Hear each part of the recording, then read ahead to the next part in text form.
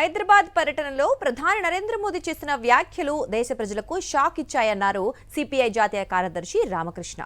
Petrol diesel వాడకం తగ్గించుకోవాలని, బంగారం కొనొద్దని చెప్పడం విడూరంగా ఉందన్నారు.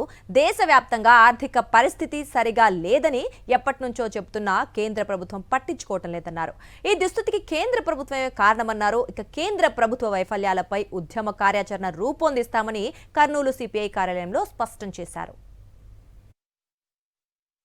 నిన్న ప్రధానమంత్రి గారు చెప్తున్న దాన్ని బట్టి చూస్తే మన దేశ ఆర్థిక పరిస్థితి ఒక విపత్కరమైన పరిస్థితుల్లో ఉందనేది స్పష్టంగా తెలుస్తూ ఉంది.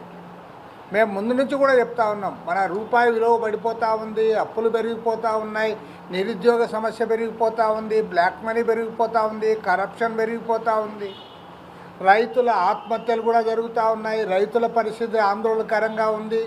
ఈ అన్ని విషయాలు మేము చెప్తా ఉంటే అసలు ఏనాడు కూడా ఖాతరు చేయకుండా మీరు మొన్నటి వరకేమో బ్రహ్మాండంగా ఉంది, రోజు పిక్చర్ ఇచ్చారు. ఇప్పుడు అన్నీ కూడా దొంగ ఏడుపులు ఏడుస్తూ ఉంది. దీనికంతా కారణం ఇవాళ కేంద్రంలో అధికారంలో ఉన్న నరేంద్ర మోడీ ప్రభుత్వమే కారణము.